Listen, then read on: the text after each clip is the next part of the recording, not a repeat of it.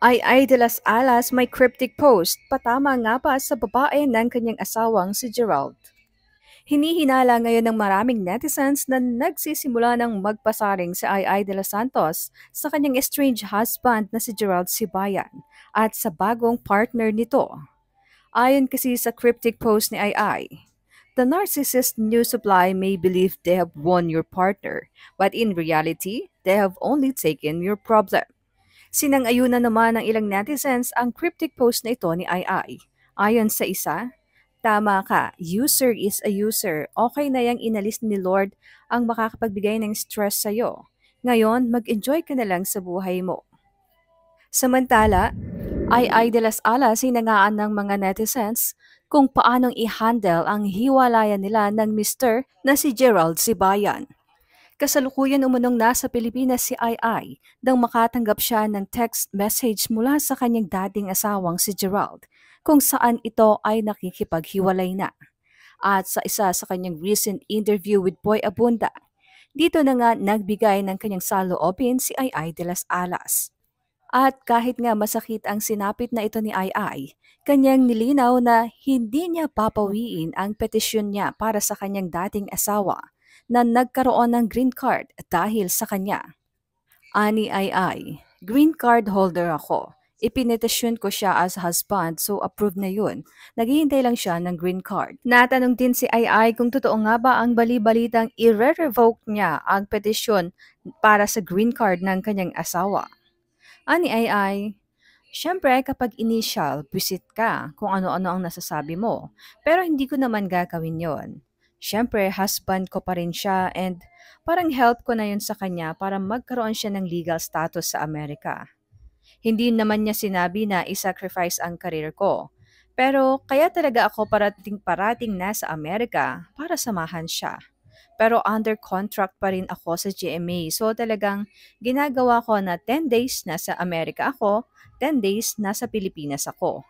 Ang hirap talaga actually. Nagkaroon ako ng eye twitching dahil siguro sa sobrang jet lag.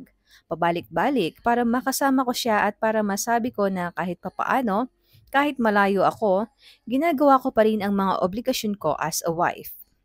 Ayon kay Ai, madaling araw ng October 14, 2 a.m. nang matanggap niya ang text message ng kanyang asawa na nagsasabing nakikipaghiwalay na ito sa kanya.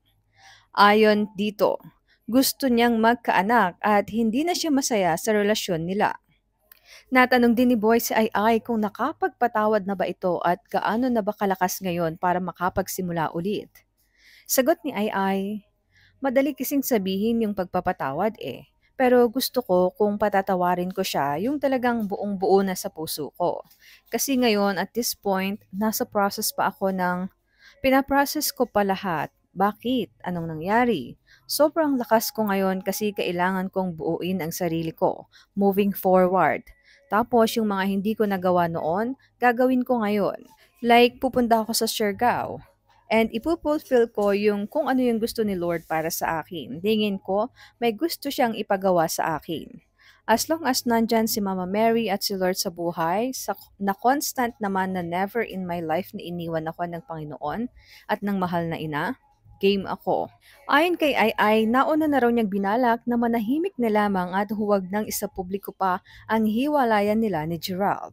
Ngunit nagbago raw ang kanyang desisyon dahil nang ibabaw ang kanyang paniniwalang karapatan ng mga tao na malaman kung ano ang talagang nangyari sa personal na buhay niya. Ani Ai, super nahihirapan akong itago and I owe it to the public kasi ever since naman nag-start ako sa show business, open book na ang buhay ko sa kanila.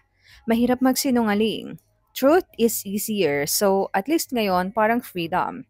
Super pray talaga ako, sabi ko, Lord, baguhin mo ako, bigyan mo ako ng bagong puso. A peaceful heart, a joyful heart, and a healing heart. At saka yung pagpapatawad kasi, konti na lang ang ilalagi ko sa mundo.